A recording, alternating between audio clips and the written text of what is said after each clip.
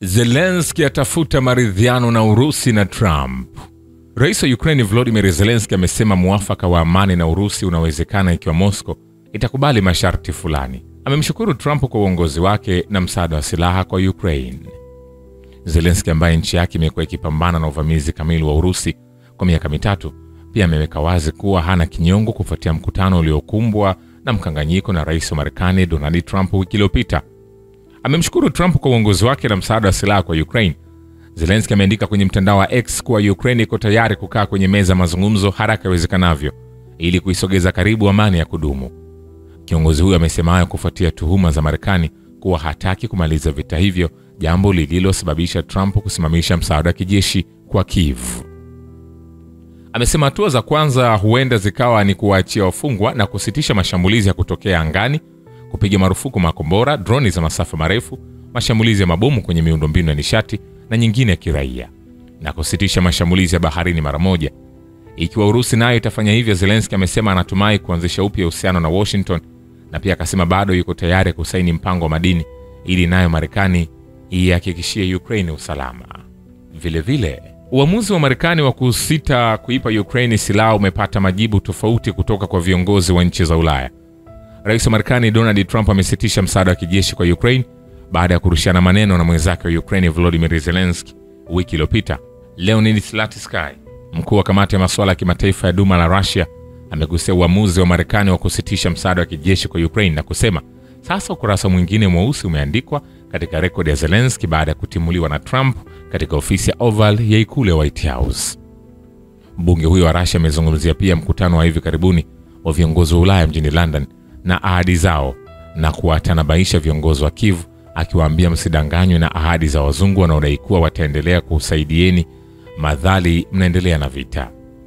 Kwa upande wake, kansela wa Ujerumani Olaf Scholz amezungumzia tangazo la waziri mkuu wa Uingereza kuhusu mpango wa kuunda muungano mpya wa kuimarisha Ukraine katika vita dhidi ya Russia na kudai kuwa usalama wa Ulaya unategemea Ukraine yenye nguvu, lakini kansela huyo wa Ujerumani hakusema kama Berlin itapeleka wanajeshi wake Ukraine au la.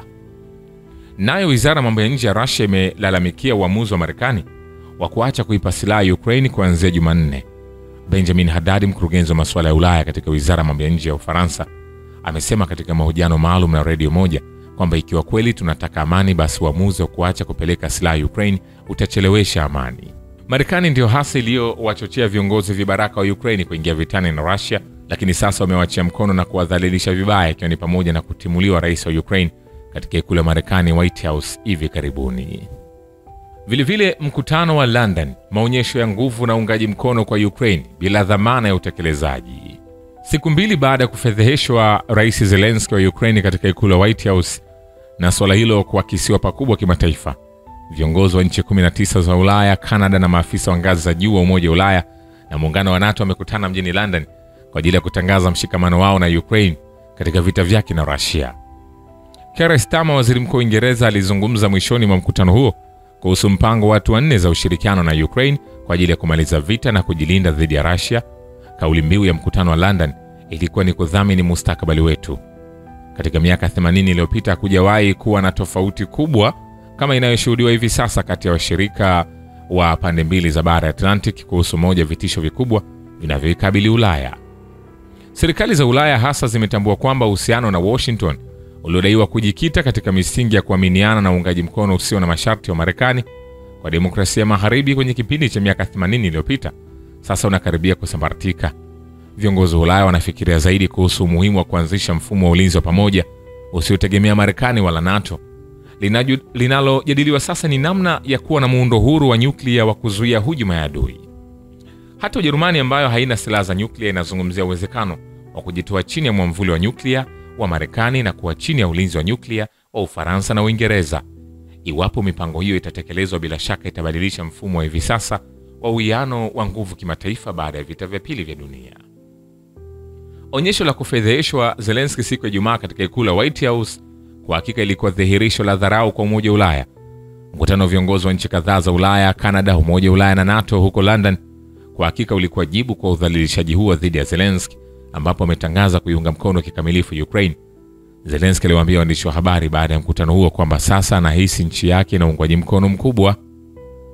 Katika mkutano wa London ilikubaliwa kuwa msaada wa kijeshi uendelee kutumwa Ukraine, Kyiv iwepo katika mazungumzo yoyote ya amani na Russia, Ulaya ijaribu kuzuia uwezekano wa hatua za baadaye za Russia dhidi ya Ukraine, na muungano wa waliojitolea uundwe kusaidia na kuthamini amani ya Ukraine baada ya kufikiwa makubaliano ya amani. Ursula von der Leyen, rais wa tume Ulaya, pia alitangaza baada ya mkutano huo kwamba Umoja wa Ulaya unahitaji kujizatiti kwa silaha na kwamba nchi wanachama zinapaswa kujiandaa kifedha ili kuongeza bajeti ya ulinzi. Alisisitiza kuwa Ulaya lazima pia ionyeshe Marekani kuwa iko tayari kutetea demokrasia. Pamoja na hayo, viongozi wa Ulaya wanajua kwamba bila uratibu wa Marekani hawawezi kujiondoa kwenye msuguano wa kisiasa ambao Trump ameanzisha kuhusu jinsi ya kumaliza vita huko Ukraine. Ni kwa msingi huo ndio maana viongozi hao bado wanazungumzia kujenga daraja na kurejesha uhusiano na Marekani. Giorgia Meloni, waziri mkuu wa Italia ambaye ana uhusiano wa karibu na mrengo wa Trump, alikuwa na mkutano wa pande mbili na Stama. Kabla ya mkutano huo, ameonya kuwa nchi za magharibi ziko hatarini kugawanyika na kusisitiza nafasi ya Italia na Uingereza kuwa waunganishi wa Ulaya na Marekani inayoongozwa na Trump. Viongozi wa Ulaya wanajikuta kwenye njia panda kihistoria. Kwa upande mmoja wanataka kumalizika vita hivyo haraka iwezekanavyo, na kwa upande mwingine hawataki amani ya kutwishwa ambayo yule anayedaiwa kuwa ni mchokozi atazawadiwa kutokana na msimamo yake. Katika mkutano wa London, viongozi wa Ulaya hawakutangaza ratiba yoyote ya kutekeleza ahadi walizotoa kuhusiana na Ukraine. Tangu mwanzo, mgogoro wa Ukraine umekuwa na wahusika wawili muhimu ambao ni Russia na Marekani. Bila uwepo wa nchi mbili hizi, nafasi ya serikali za Ukraine na Ulaya, zikiwemo za Uingereza na Italia ambazo zina uhusiano wa karibu na Trump, haina umuhimu wowote. Trump anafanya mazungumzo na Russia bila kujali maoni ya serikali ya Ukraine na za Umoja wa Ulaya. Wachambuzi wengi wanasisitiza kuwa kutokuwepo mwakilishi wa Marekani katika mazungumzo ya London kunamaanisha kuwa hayana dhamana yoyote ya utekelezaji, hasa kuhusiana na masuala ya usalama wa kijeshi. Vilevile, makamu wa rais wa Marekani JD anasema usambazaji wa silaha na vifaa vya kijeshi kwa Ukraine unaweza kuanza tena ikiwa Kyiv itakubali mazungumzo ya amani. Alipoulizwa na mwandishi wa habari katika bunge la Congress ikiwa msaada huo utawahi kurudishwa, alijibu, rais amekuwa wazi sana, anataka wa Ukraine waje kwenye meza mazungumzo. Vilevile, Marekani imepokea ishara kali kutoka kwa Urusi kwamba iko tayari kwa amani kutatua mgogoro wa Ukraine. Rais wa Marekani Donald Trump amesema alipokuwa akitoa hotuba kwenye kikao cha pamoja cha 2025 cha Congress. Anasema, tumekuwa na mazungumzo mazito na Urusi na tumepokea ishara kali kwamba wako tayari kwa amani. Mwisho wa kumnukuu. Vilevile, Volodymyr Zelensky atapoteza uchaguzi unaotarajiwa nchini Ukraine. Rais wa Belarus Alexander Lukashenko anasema ukadiriaji wake unakaribia 14 hadi 17%. Atashindwa katika uchaguzi huu. Masuala haya yanapaswa kujadiliwa kwa njia ya utulivu, kiongozi wa Belarus alimwambia mwanablog wa Marekani Mario Nofol katika mahojiano yaliyotolewa na Belta, akimaanisha kusainiwa kwa mkataba wa madini na Marekani miongoni mwa mawazo mengine yaliyotolewa na Zelensky.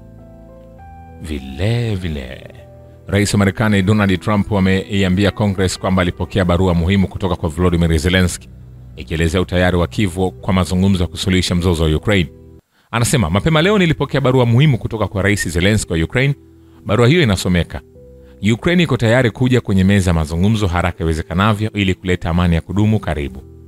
Kwa mujibu wa kiongozi huyo wa Marekani, barua hiyo pia ilieleza kuwa Zelensky na timu yake wako tayari kufanya kazi chini ya uongozi thabiti wa rais Trump ili kupata amani ya kudumu. Vile Volodymyr Zelensky amesema kwenye barua yake kwa rais wa Marekani kwamba Ukraine iko tayari kutia saini mkataba wa madini na Marekani wakati wowote unaofaa. Donald Trump anasema kwenye hotuba yake kwa Congress kuhusu makubaliano ya madini na usalama, Ukraine iko tayari kutia saini wakati wowote unaofaa kwako. Ninashukuru kwamba alituma barua hii, niliipata muda mfupi uliopita, kiongozi huyo wa Marekani alisema. Nikwambie hivi, hatujamaliza. Vile Trump amelinganisha uraisi wa mtangulizi wake Joe Biden kushawishiwa kuachana na fedha nyingi za bajeti ya Marekani ili kutoa msaada wa kijeshi kwa Ukraine ili kurahisisha kuchukua pipi kutoka kwa mtoto mchanga. Anasema, tumetumia labda dola bilioni 350 kama vile kuchukua peremende kutoka kwa mtoto mchanga. Hilo ndilo lililotokea, na wao wanasiasa wa Ulaya wametumia dola bilioni 100. Hiyo ni tofauti iliyoje. Kiongozi wa Marekani aliliambia Congress, na sisi Marekani tunayo habari nayo tutenganisha kutoka Urusi na Ukraine, na wa Ulaya hawana, Trump alisema. Biden ameidhinisha pesa nyingi zaidi katika pambano hili kuliko Ulaya. Imetumia kwa mabilioni na mabilioni ya dola. Ni vigumu kuamini kwamba wao mamlaka za awali huko Washington hazingezuia wakati fulani. Njoo tusawazishe, wewe Ulaya umepata kuwa sawa na sisi. Hilo halikufanyika, Trump alisisitiza. Vile vikosi vya ulinzi wa anga wa Urusi vimedungua ndege 8 zisizo na rubani za Ukraine kwenye maeneo 4 ya Urusi usiku kucha, Wizara ya Ulinzi ya Urusi imeripoti. Na taarifa hiyo inasema linasa na kuharibu ndege 8 za Ukraine, 3 kwenye mkoa wa Belgorod, 3 eneo la Crimea na 1 katika mikoa ya Kursk na Bryansk, wizara hiyo ilisema. Shukrani kwa Baba Ukivita na Historia ya Dunia. Mimi ni Richard Shaw, The Rich Voice. Ni follow Instagram na TikTok kama Rich Voice Official. Asante.